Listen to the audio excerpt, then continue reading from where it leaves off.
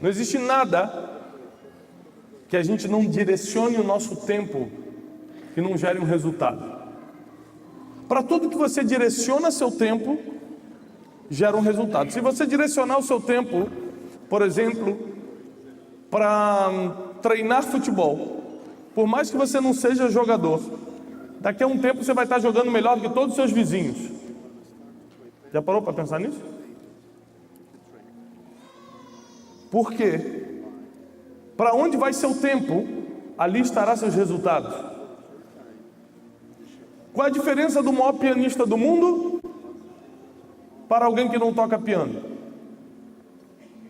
É que o maior pianista do mundo gastou o tempo treinando todos os dias, ensaiando todos os dias, estudando todos os dias, e quem não toca não fez isso. Ou seja, onde está o teu tempo estão os seus resultados. Então tem pessoas que são tão incoerentes, repete bem alto comigo, incoerentes. Não, mais alto, incoerentes. Porque um dos maiores inimigos do nosso futuro é a incoerência. A gente quer uma coisa e faz outra. E um dos maiores inimigos do nosso futuro, do nosso destino, é a incoerência. Ou seja, queremos ser bem-sucedidos, mas não investimos tempo nisso. Queremos pregar a palavra, mas nunca investimos tempos para ler a palavra. Queremos ter uma família feliz, mas não investimos tempo na família. Ou seja, naquilo que a gente não gasta tempo, a gente não tem resultado. Mas seja no que for, positivo ou negativo, onde você investe seu tempo, ali estão os seus frutos.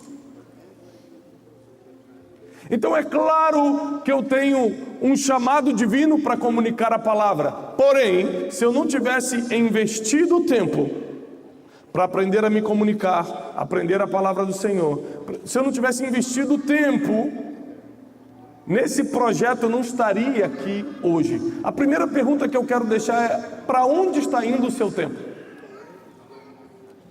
Porque se você não percebeu, o tempo é a moeda mais valiosa do mundo.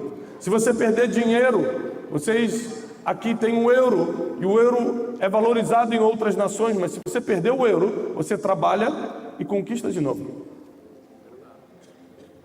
Agora, se você perder tempo, não dá para você ir numa casa de câmbio e falar: desculpa, senhora, eu perdi muito tempo da minha vida, pode me vender, por favor, 10 anos?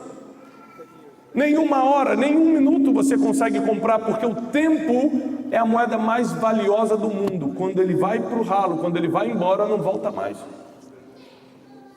Dinheiro você recupera, empresa você recupera, negócios você recupera, tempo é irrecuperável. E existem pessoas que, por não terem ideia da moeda tão valiosa que está no seu bolso agora, o tempo vale mais do que dinheiro, vale mais do que tantas coisas. Pessoas investem deliberadamente o seu tempo para não chegarem, ou para chegarem a lugar nenhum. Perdem seu tempo em discussões, perdem seu tempo vendo coisas na TV que nunca vão te levar a lugar nenhum. Tem gente que passa a semana toda vendo novelas, aí chega domingo na igreja e fala: gente, está frio o culto hoje, não estou sentindo a presença de Deus. Passou a semana toda falando mal do vizinho, brigando com o outro, gastando seu tempo em programas de TV que não tem nada a ver, quer chegar na igreja, quer sentir Deus. Incoerência. Você quer uma coisa e faz outra. Eu quero tanto ser rico. Esses dias um jovem chegou para mim e falou: eu queria tanto ser rico, ora por mim para eu ser rico. Eu falei: eu não sou burro. Eu não sou ignorante. Você acha que porque eu vou orar por você, você vai ficar rico? E quem nunca recebeu uma oração e é rico? Você acha que é a oração que vai te fazer rico? Você quer ser rico? Quero. O que você está fazendo hoje para ser rico amanhã? Eu tenho um sonho. Não. Para onde está indo o seu tempo hoje para gerar recurso para amanhã? E Deus é tão justo, repete bem alto: Deus é justo. Não, mais alto: Deus é justo. Deus é tão justo que negros, brancos, portugueses e brasileiros, hindus, islâmicos ou evangélicos, todos tem a mesma moeda à disposição, o tempo. O homem mais poderoso do mundo tem as mesmas 24 horas que você tem. Você não tem desculpa mais. Tudo que você precisa, você pode conquistar com a moeda chamada tempo. E para onde você direcionar seu tempo, ali estarão seus frutos. Quer uma família melhor? Tempo. Quer um ministério maior? Tempo. Quer aprender, quer pregar a palavra? Tempo. Quer ser melhor profissionalmente? Tempo. Para onde você direciona seu tempo, ali estarão os seus frutos e o seu legado. O que é o legado? Que as pessoas vão lembrar de você, o que você vai deixar nas pessoas. Herança é o que você deixa para alguém. Legado é o que você deixa em alguém. E aquilo que você vai deixar nas pessoas vai ser deixado pelo quanto você investiu do seu tempo. Então saiba que você ter vindo aqui hoje já está mudando completamente o teu futuro, o teu destino. E para melhor. Porque você, se não estivesse aqui, teu tempo estaria indo embora de qualquer jeito. Mas hoje, você está selecionando seu tempo para a sabedoria, para a fé, para o amor, para o crescimento. E Deus vai honrar o seu tempo investido. Deus te trouxe até aqui hoje. Porque você vai começar a viver os melhores dias da tua caminhada nessa terra. Os melhores dias. Hoje eu quero falar um pouco sobre destino. Eu estou tendo um privilégio de lançar hoje o livro Descubra o Seu Destino, nosso novo livro. E esse livro ele veio não só através de uma revelação, mas através de anos tentando entender o meu futuro, para onde eu estava indo. É possível você descobrir onde você vai estar daqui a alguns anos? Claro. Primeira pergunta, você está gastando seu tempo em que hoje? Eu te digo onde você vai estar daqui a 10 anos. Quem são seus amigos hoje? Eu te digo onde você vai estar daqui a 10 anos.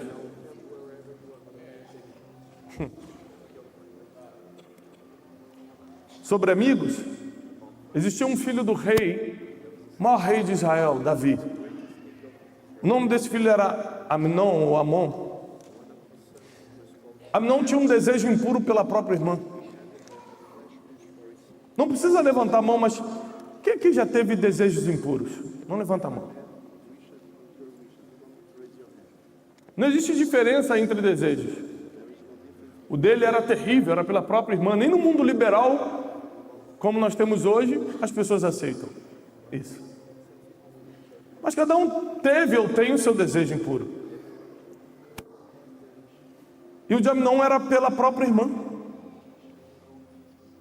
Só que a Bíblia diz que vendo Amnon que era impossível ter Tamar, ficou doente. Ele desistiu e começou a ficar doente.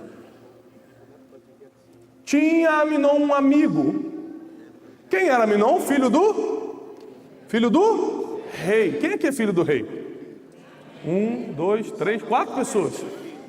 Quem é filho do rei aqui? Amnon também era filho do rei. E tinha Amnon um amigo chamado Jonadab. Jonadab, vendo que Amnon estava doente, falou: o que está acontecendo com você? Você é filho do rei, você não pode estar doente assim. Ele falou assim: olha, eu tenho esse desejo impuro pela minha irmã. E Jonadab falou: faz o seguinte, finge que você está doente, se deita na sua cama, chama teu pai Davi, manda trazer Tamar para cozinhar algo na sua frente. E quando você estiver sozinho, você faz o que tem que fazer. Porque tem pessoas que, apesar de serem filhos do rei, andam com estrategistas do mal. Existem pessoas que têm acesso aos palácios, aos segredos divinos e reais, mas gastam seu tempo com pessoas que conseguem tirar o pior de você. Coisas que você não teria coragem de fazer, mas ela te mostra como fazer. A Bíblia diz que Aminon não ia fazer porque lhe parecia impossível, até que um estrategista do mal estava bem perto dele, perto o suficiente para convencê-lo que dava para fazer. E o que ele faz? Toca na sua irmã. Uma tragédia acontece em Israel, um escândalo surge. A pergunta é: onde estava Jonadab quando tudo deu errado? Porque os estrategistas do mal, que a gente escolhe andar com eles ou não, desaparecem quando tudo dá errado. Eles desaparecem. Aminon morreu pela mão do próprio irmão. Uma tragédia instalada. Porque toda vez que o estrategista do mal sopra no teu ouvido e você acredita, a morte chega para você. Espiritual, emocional, financeira, física. E existem pessoas que, apesar de serem filhos do rei, decidiram ter amigos como Jonadab, investir tempo nesse tipo de amizade. Mas existem outros tipos de pessoa. Tinha um homem em Israel que morava numa cidade chamada Betânia. Seu nome era Lázaro. Quem já escutou falar em Lázaro? 5 pessoas. Quem já escutou o nome Lázaro aqui? Gente, eu vim do Brasil, pelo menos levanta a mão. Amém. Lázaro investiu em outro tipo de amizade. Lázaro nunca foi discípulo. Lázaro jamais recebeu o título de apóstolo, mas era amigo. Tem pessoas que estão atrás de um título, atrás de uma posição. Tem uns que querem ser amigo da pessoa certa, só isso.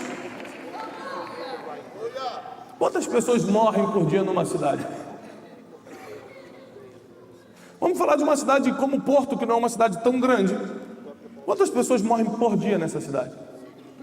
10? 50? 100? Quantas pessoas morrem por dia numa cidade como essa? Muitas pessoas. Numa cidade como a minha, São Paulo, morrem mais de 10 mil.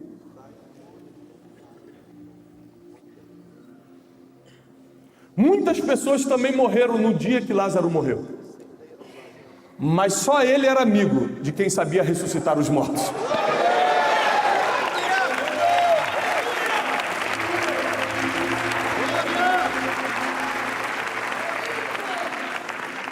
Onde você investe seu tempo?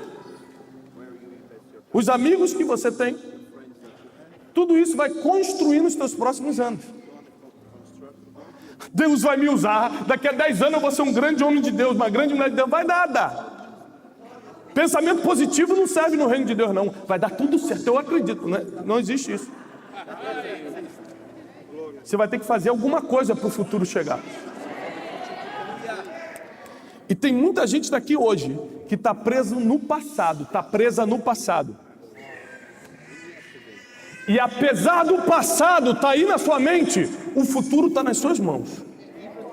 Existem sementes que estão nas suas mãos agora, que se você deixar cair, você vai criando o seu futuro. O futuro ele é construído pelaquilo que trabalhamos, pelaquilo que investimos o tempo, pelas pessoas que a gente se conecta. É por isso que eu tomo muito cuidado com quem eu almoço, com quem eu tomo café, com quem eu me reúno, porque eu não posso me dar ao luxo de andar com Jonadab. Eu preciso andar com pessoas que no dia mais escuro da minha vida vão falar: Lázaro, vem para fora!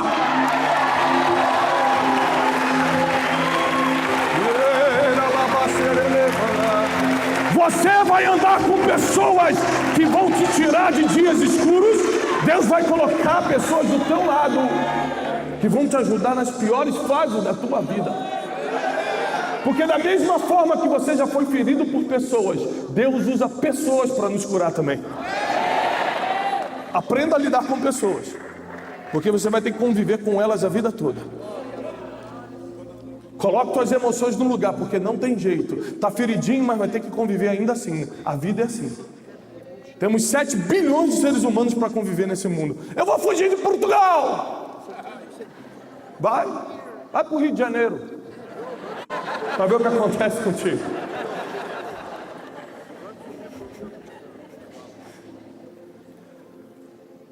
Existem pessoas que acham que se saírem do lugar físico, geográfico que estão, as coisas vão melhorar. Deixa eu te dar uma notícia.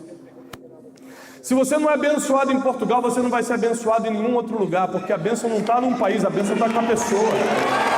Seja abençoado aonde você estiver e leve a bênção com você para onde você for. O nosso destino, o destino é algo místico. As pessoas ficam sempre pensando: como vai ser meu futuro? Para onde eu vou? O que Deus quer de mim no meu... o que Deus quer de você, eu sei, está na Bíblia. Eu tenho planos para vocês, Jeremias 29:11. São planos de bem e não de mal, de paz e não de guerra. Eu sei o que Deus quer para você. Deus quer te abençoar. Deus quer que você tenha uma vida de paz. Deus quer que você tenha uma vida de prosperidade, porque esses são os planos que Ele fez quando te criou. Nenhum pai tem um filho e faz planos: tomara que morra. Tem que sofrer mesmo para aprender. Algum pai, alguma mãe quer isso para o seu filho? Não. E mesmo que existisse, a Bíblia diz: se um pai natural não dá pedra no lugar de pão para o seu filho, imagina o Pai Celestial. E ainda que teu pai e tua mãe te abandone, eu, o Senhor, jamais te abandonarei. Então o Pai Celestial é perfeito, e Ele te vê como filho, e os planos que Ele fez para você são planos de bem, de paz, de prosperidade. Agora, deixa eu te falar uma coisa: quem tem filho aqui? Quem tem filho? Português gosta de fazer filho, hein? Todo mundo tem filho. Muitos filhos. Eu estou no 3,5. São 3 que já nasceram e um que está na barriga. Pode aplaudir, que eu soube antes de ontem.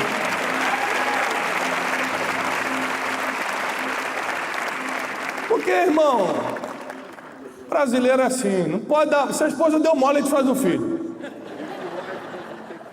As pessoas falam assim: mas como é que você teve tempo para fazer tanto filho e você viaja tanto? Eu falei: as conexões são muito longas nos aeroportos.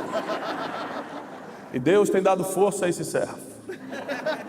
Amém. Só os brasileiros não entenderam essa. Escute isso. Destino não é algo místico. Destino é para onde você vai quando descobre o teu propósito de hoje. Destino é onde você vai estar daqui a alguns anos. E o seu destino está planejado pelo seu Pai Celestial, mas não está determinado. Vocês que levantaram as mãos e falaram que têm filhos, quem aqui já fez planos para os seus filhos? Tomara que João seja um médico, que Joaquim, que é o nome do meu filho mais novo por enquanto,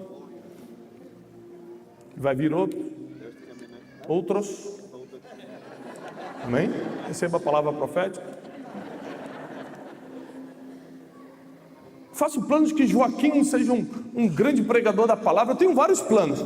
Mas você que já fez planos para os seus filhos, fazer planos para os filhos garante que eles vão acontecer? Sim ou não? Quem aqui já fez algum plano para o seu filho e tudo deu errado depois? Por quê? Porque por mais que nós façamos planos para os filhos, eles tomam decisões que mudam nossos planos. Isso quer dizer que Deus tem um lápis que escreve o seu destino, mas você tem a borracha das decisões. Isso mesmo. Depois de onde você está investindo o seu tempo, com quem você está andando, as suas decisões constroem ou desconstroem o plano divino para a sua vida, para o seu futuro. Repare isso: Sansão tinha um destino profético traçado, ou seja, tinha um plano divino sobre a vida dele. Juiz de Israel, nazireu, Deus falou com seus pais antes que ele nascesse: esse vai ser um libertador para Israel. Ele tinha um destino profético. Repete alto comigo: destino profético. Sabe o que é um destino profético? É quando Deus anuncia teu futuro antes de acontecer. Sansão tinha um destino profético. E a Bíblia diz em Juízes 14 que ele coloca os olhos nas filhas dos filisteus. Chega para o pai dele e fala: pai, traz aquela ali para mim, que eu quero me casar com aquela. E o pai fala para ele: Sansão, não tem tantas mulheres em Israel, por que você vai casar logo com a filha dos estrangeiros e dos inimigos?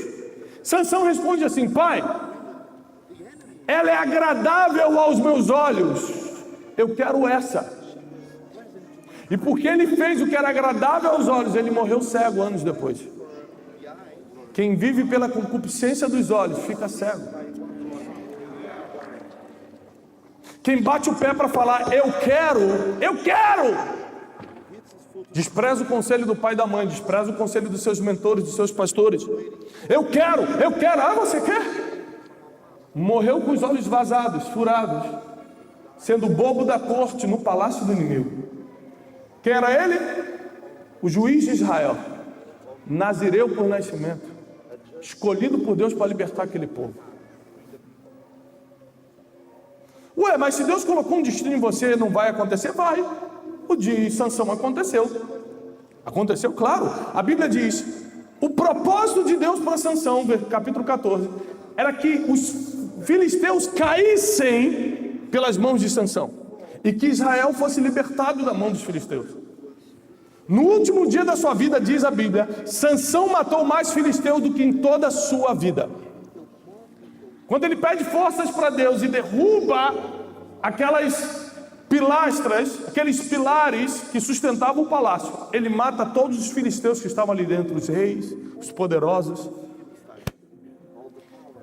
E o que Deus falou acontece. Ué, então nossas decisões não mudam o nosso destino? Muda o processo até o destino. Você não precisa morrer com os olhos vazados, humilhado, sendo bobo da corte. Você não precisa passar por humilhação financeira agora. Você não precisa ver seus filhos não querendo mais falar contigo. Ou seja, as suas decisões, onde você está investindo o seu tempo, os amigos que você vai escolhendo, vão alterando o seu processo. Vai ser mais difícil ou vai ser fácil? Você vai sofrer muito ou não vai sofrer? Você vai pagar as contas em dia ou vai estar sempre em dificuldade financeira? Isso depende das decisões que você vem tomando. Você já reparou que tudo que a gente tem de valor a gente coloca no seguro? Aqui tem seguro? Para carro, por exemplo? Tudo que a gente acha que é de valor a gente bota no seguro. Até seguro de vida tem, não é? Porque tudo que a gente dá valor a gente coloca no seguro. Mas quem aqui já colocou o seu futuro no seguro? Tem como colocar. Tem. Está na Bíblia. Tem como colocar o seu destino no seguro, para que ele seja mais garantido. Jesus, o homem mais perfeito, a sabedoria de Deus encarnada, o Filho de Deus, Jesus, poucas horas antes de morrer, quando sentiu que estava chegando a hora, começou a ficar com medo, igual eu e você sentimos. Ficou num estágio avançado de depressão, que é a angústia. E ele ficou tão angustiado, a depressão foi tão aguda que ele começou a suar sangue. Por mais que você tenha sofrido muito na vida, eu aposto que você nunca suou sangue. E ele começou a suar sangue e ficou tão angustiado que falou: Pai, se for possível, afasta de mim esse cálice. Sabe o que ele estava fazendo? Se eu puder escolher, eu quero desistir de ir para a cruz. Ou seja, eu sei que tem um plano para mim, eu sei que tem um destino profético para mim, mas se depender de mim, eu não vou passar por isso. É muito para mim. Contudo, vírgula, aqui entra o seguro. Como coloca o seu futuro no seguro? Contudo, não seja como eu quero. Porque o eu quero foi o que matou Sansão. O eu quero foi que destruiu muitos casamentos. Eu quero ser feliz, vou embora de casa. O eu quero é que matou muitos destinos proféticos. Ah, eu quero é começar um ministério, eu vou embora que é muito pequeno para mim essa igreja. Eu quero algo. O eu quero matou muitos destinos proféticos. O eu quero matou muitos ministérios. Então Jesus falou: contudo, não seja como eu quero, seja conforme a tua vontade. A vontade de Deus é o seguro do teu futuro. O teu futuro não está na mão de Deus. Ele pode ser entregue na mão de Deus através do livre-arbítrio, é diferente. Caso você escolha, decida colocar o teu futuro na mão de Deus, como Jesus falou: contudo não seja como eu quero. O que eu quero mesmo é sair de casa. O que eu quero é deixar esse país. O que eu quero é brigar com aquele irmão. O que eu quero, destrói o teu futuro. Senhor, o que eu quero era discutir com Ele, mas contudo não seja como eu quero, seja conforme a Tua vontade.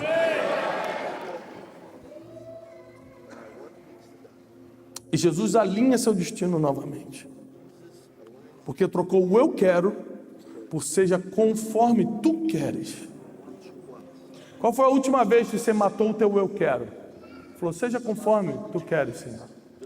O que eu queria mesmo era acertar ela. A irmã falando para outra irmã.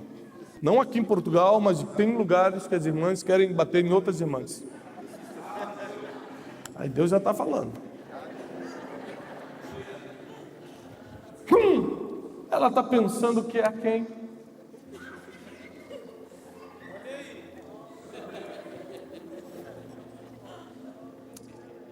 A verdade é que nós estragamos o nosso futuro.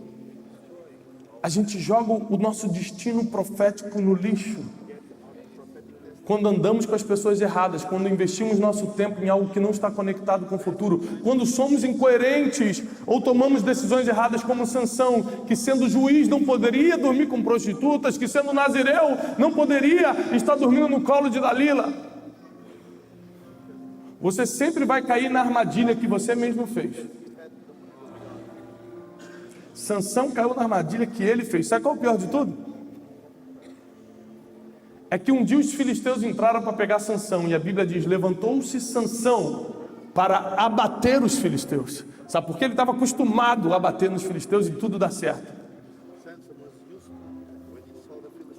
Mas a Bíblia diz, o que Sansão não sabia é que o Espírito do Senhor já tinha saído dele.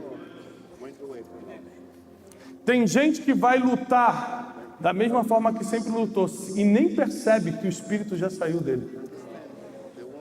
São pessoas que acostumaram tanto com a religião, que acham que se fizer igualzinho fez antes vai dar certo.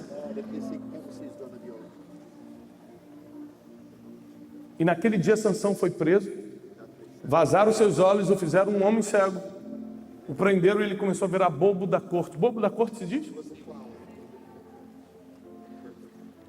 Mas contigo não vai ser assim. Nem com teus filhos e os filhos dos teus filhos. Deus vai proteger o destino de toda a sua descendência. Deus vai blindar o futuro de toda a sua casa.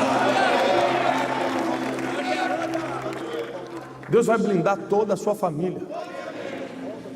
Os teus filhos, os teus netos que ainda nem nasceram vão ser protegidos e blindados pelo Senhor. Deus é um Deus que faz pacto com as gerações e não com um homem só. Quando Deus fez um pacto com Abraão, estava abençoando todas as famílias da terra. Quando Deus chama alguém, é pensando em todo mundo. Deus não te levantou para levantar você. Deus te levantou, como levantou José, para alimentar uma geração inteira. Deus, quando te dá alguma coisa, Deus, quando te dá um destino profético, Deus, quando te mostra o futuro, não está pensando só em você, está pensando nos teus filhos, nos filhos dos teus filhos, está pensando em Portugal. Deus pensa em todo mundo através de você.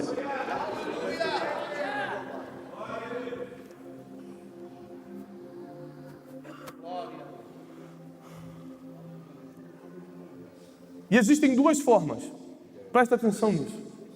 Eu li, eu estudei, eu pedi revelação a Deus. E só existem duas formas de você cumprir o seu destino, porque descobrir é uma coisa. Descobrir você tem que analisar com quem você está andando, você tem que analisar onde você está investindo o seu tempo, tudo está muito bem explicado no livro. Você tem que descobrir, você tem que perceber se sua vida é coerente ou incoerente. É o que eu falei, a pessoa quer ser rica, mas não faz curso de inteligência financeira. Quer ser rica, mas não sabe nem investir. Quer ser rica, mas gasta mais do que ganha. E acha porque vai vir na igreja e vai pedir oração, vai ficar rico? Incoerente. A Bíblia diz, os céus são os céus do Senhor, mas a terra Ele deu para os filhos do homem. A terra Ele botou na nossa mão para governar. Se você não está governando, que pena. Existem pessoas que estão fazendo isso. E quem não governa é governado. Quem não lidera é liderado. Você precisa escolher o lado que você quer estar. E depois de analisando, Senhor, eu descobri meu destino. Eu descobri para onde eu vou. Eu analisei os amigos que eu fazia. onde eu investia meu tempo. Eu fui descobrindo que as minhas decisões e as minhas escolhas eram coerentes com o sonho que eu tinha para o futuro. Então eu comecei a entender o que Deus tinha para mim nos próximos 10, 20 anos. E quando você descobre o seu destino, é um dos maiores presentes que Deus pode te dar. Mas quando eu descobri, agora eu precisava viver, que é outro problema. Viver aquilo que você enxergou. O nome disso é fé. Ainda não aconteceu, mas você já pode ver. O que é fé? Fé é dar poder para algo ou alguém. Quando eu coloco fé nas palavras de uma pessoa, eu estou dando poder para aquelas palavras. Tem pessoas que acreditaram mais na palavra de uma pessoa que veio para criticar e para ferir do que na palavra de um profeta, na palavra do seu pastor, na palavra de Deus, que falou, não, você é vencedor. Não, você vai tocar nações. Eu lembro da primeira palavra profética que eu recebi. Estava numa conferência com 4, 5 mil pessoas, eu tinha mais ou menos 11, 12 anos de idade. Eu recebi outras quando eu era mais novo, mas assim, essa eu lembro bem claramente. E ele estava pregando um pastor americano lá no Brasil, eu morava no Rio de Janeiro nessa época, ele falou, você aí, de camisa vermelha. Eu falei, vem cá. Eu vim na frente e ele falou, o seu passaporte nunca vai ser trocado, por vencimento. Você sempre vai trocar o seu passaporte por falta de espaço. Eu já tive 6 ou 7 passaportes. Nunca troquei por vencimento. Ou seja, deu a data de vencer, tem que trocar. Não. Eu troco 2 anos antes, porque não tem mais espaço para carimbar.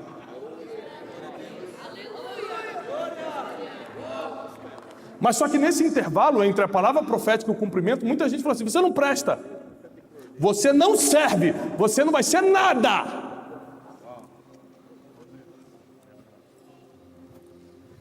Eu lembro que na minha sala eu era o único de pele escura. E as pessoas falam assim, preto não serve para nada. Eu sempre escutei isso.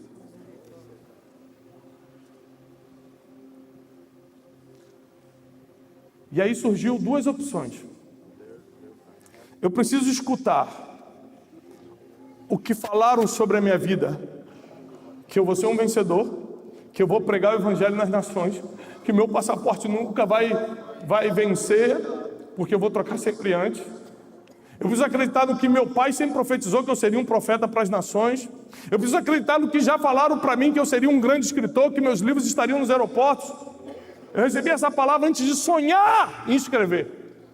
Sonhar em escrever. Um profeta chegou, olha, se prepara porque você vai ver teus livros nos aeroportos.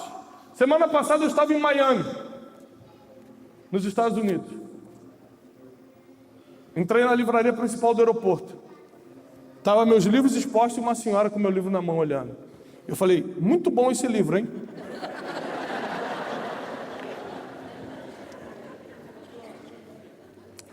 Porque na vida você vai ter 2 opções. Dar fé, ou seja, dar poder às palavras que lançam sobre você, boas ou ruins. Se você der poder às palavras dos profetas, você vai prosperar. Se você der poder à palavra dos críticos, dos invejosos, dos que te colocam para baixo, dos caluniadores, daqueles que querem te ver mal, você vai cair. Você precisa decidir para onde você vai direcionar a tua fé, para quais palavras você vai acreditar. E não pense que isso acontece só com você, não. Jesus, o perfeito, começou a fazer seus milagres, seus prodígios, ensinar.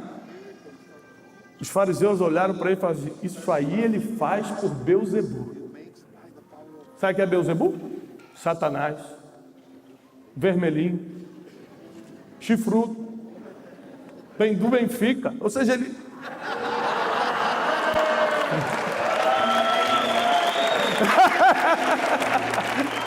Foi o apóstolo que pediu para eu falar essa. Que ele é do Porto.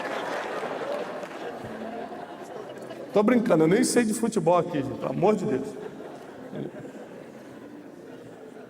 Eu não torço para nenhum.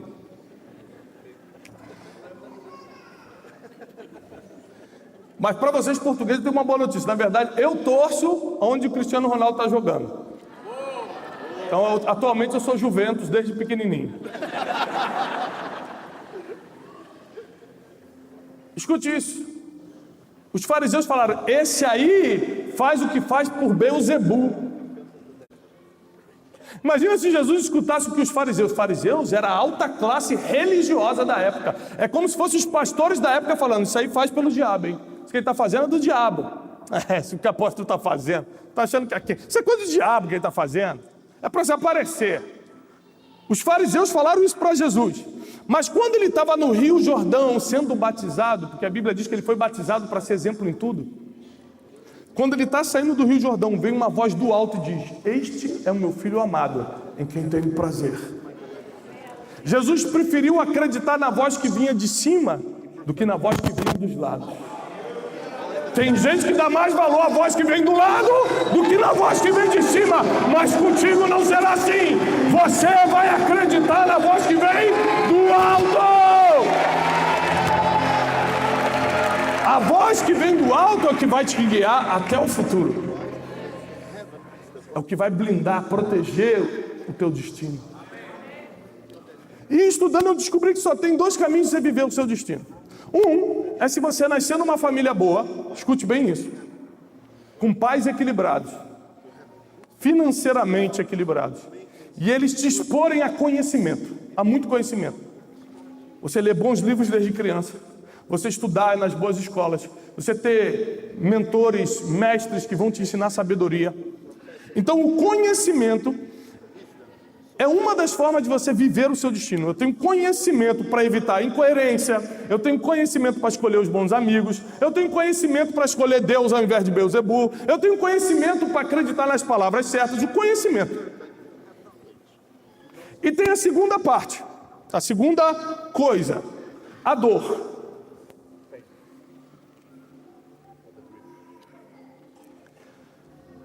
Salomão foi poupado da dor porque nasceu numa boa família.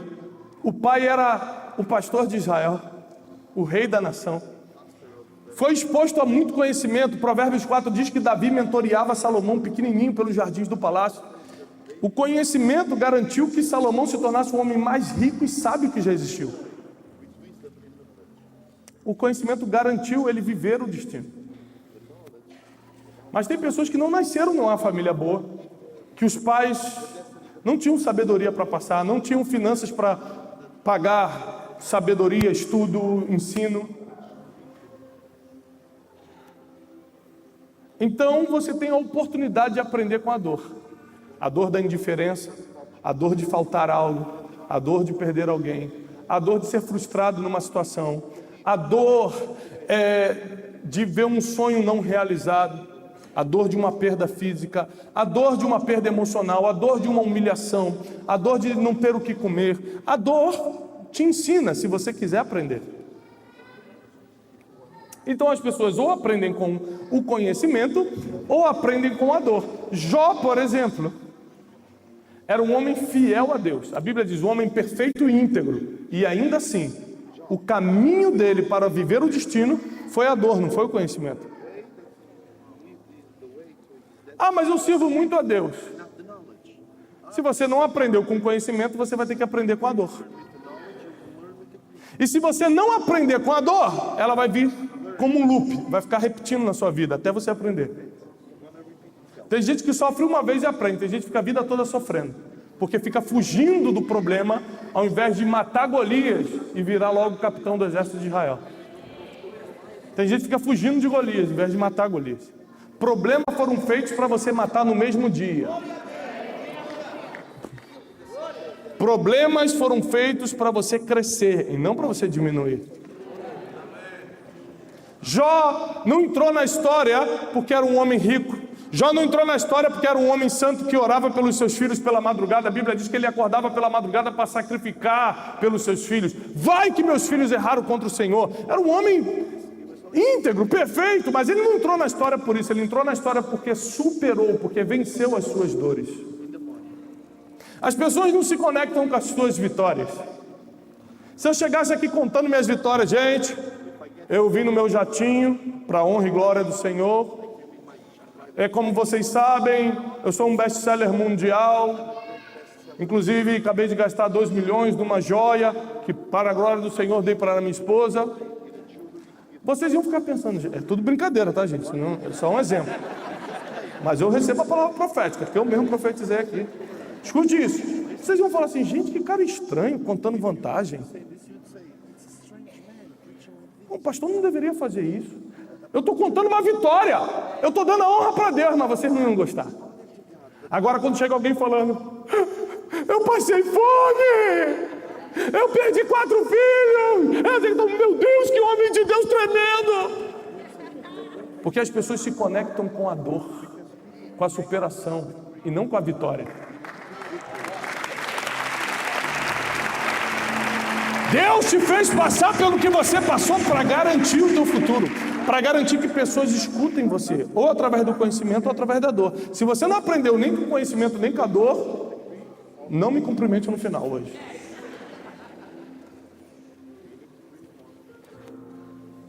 Mas existe uma classe de pessoas, essa classe de pessoas, apóstolo, eu chamo de pessoas extraordinárias. São as pessoas que Deus tem algo na vida delas.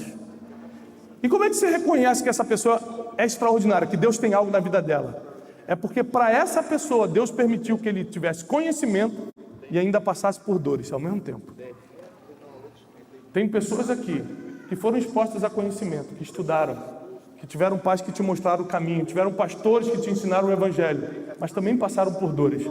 Se você não sabia disso, eu vim aqui para te dizer, você é um dos extraordinários, uma das extraordinárias. Quando Deus junta conhecimento com superação da dor, é porque Ele quer te levar direto para o cumprimento do seu destino profético.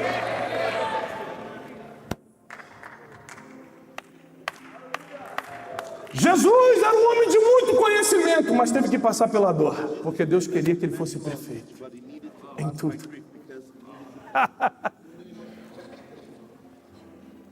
Eu estudei, fiz mestrado nos Estados Unidos, doutorado. Meu pai e minha mãe sempre me botaram no caminho da sabedoria, são pastores, homens de Deus. Mas Deus decidiu me quebrar.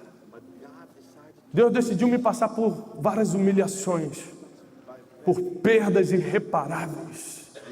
Eu lembro quando eu estava no meio da minha dor, no meio da minha quebra, abandonado, sozinho, os amigos desaparecem, todo mundo vai embora, você se sente a pior pessoa do mundo. Nessa época Deus falou assim, eu vou te tornar uma pessoa extraordinária. Eu falei, eu estou quebrado, Deus. Então, conhecimento com dor junto gera uma pessoa extraordinária. Prepara para o que eu vou fazer. Acreditem se quiser, todas as promessas, todas as palavras proféticas que desde pequeno eu recebia, só se cumpriram depois que conhecimento e dor se juntaram na minha vida. A dor não serve para nada se não for superada. Grave isso. Não é passar pela dor que te promove, é superar a dor que Deus te expôs. Quando eu superei a dor que Deus me expôs, eu escrevi meu primeiro livro. No meio dessa quebra, eu já tinha me conectado com pessoas como o Dr. Augusto Cury, que é o autor mais lido dos últimos 20 anos no Brasil. E ele falou, eu vou prefaciar o teu livro. Meu primeiro livro não tinha nem editora. Porque as pessoas que você anda definem seu destino. Onde você investiu o seu tempo define o seu destino. As suas decisões definem o seu destino. Conhecimento e dor definem o seu destino. Você precisa entender que tudo que Deus permitiu você viver tinha um propósito, tinha um motivo. Deus te trouxe até aqui para que todo quebra-cabeça seja montado. E você começa a entender, por isso Deus permitiu tal coisa. Foi para te levantar nessa geração e fazer com que você mude a vida de muita gente. José tinha conhecimento, senão não saberia administrar o Egito. Mas teve que passar pela sua dor. Sabe para quê? Porque se você não passar pela dor, você fica orgulhoso quando o conhecimento chega. Se você não passar pela dor, você acha que é alguém quando a honra divina chega na sua vida. Deus te levanta, você acha que é. José viu seus irmãos, os homens que o traíram. Pode descer aqui? O microfone pode descer? José viu seus irmãos, os homens que o traíram. Olhou para eles e falou, eu perdoo vocês.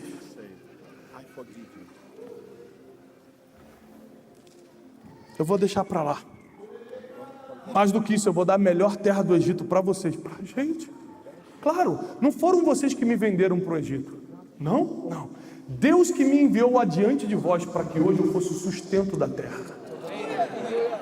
José sabia o porquê estava passando pelo que estava passando. Quando você não sabe o porquê está passando, você sofre mais. Quando você não entende o propósito da dor, você sucumbe diante dela.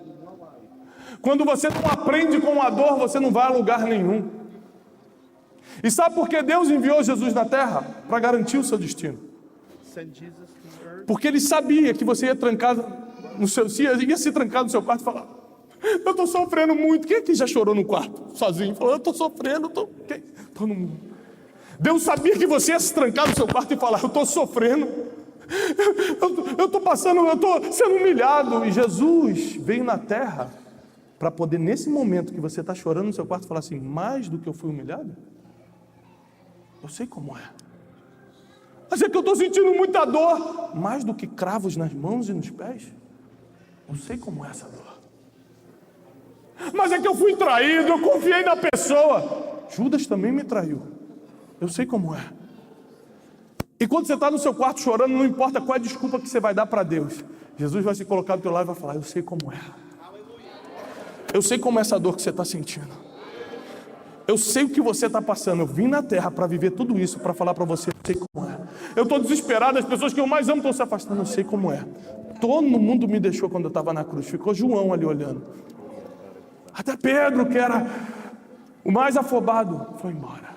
Eu sei como é ser abandonado. Na cruz eu falei: Pai, por que tu me abandonaste? Eli, Eli, lama sabachthani. Por quê? Eu fiz tudo certo, por que você me abandonou? Não é porque Deus queria abandonar Jesus, é porque Ele precisava passar pelo sentimento de abandono para falar para você: eu sei como é ser deixado para trás. Eu sei o que é ser abandonado. Eu sei o que as pessoas falaram que não vai dar certo. Eu sei como é. Não adianta se trancar no quarto e me dar uma desculpa. Eu vou continuar do seu lado dizendo: eu sei. Eu sei como é. Eu sei o que você está passando. Eu sei como é. E ainda assim eu vou continuar do seu lado todos os dias, até a consumação dos séculos. Eu estarei convosco todos os dias, todos os dias, todos os dias. No pior dia, no melhor dia, no dia que chega a boa notícia, no dia que chega a má notícia, todos os dias, até a consumação dos séculos, eu vou estar com vocês.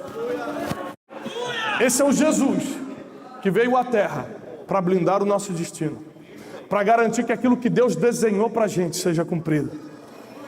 Vai chegar um tempo que você vai confiar tanto em Deus, que nem mesmo a sua vontade vai prevalecer nas decisões. Você vai confiar na dele, vai jogar para ele, vai mandar ele decidir. Deus vai tomar o controle absoluto. Se você fica de pé, eu preciso profetizar sobre a tua vida.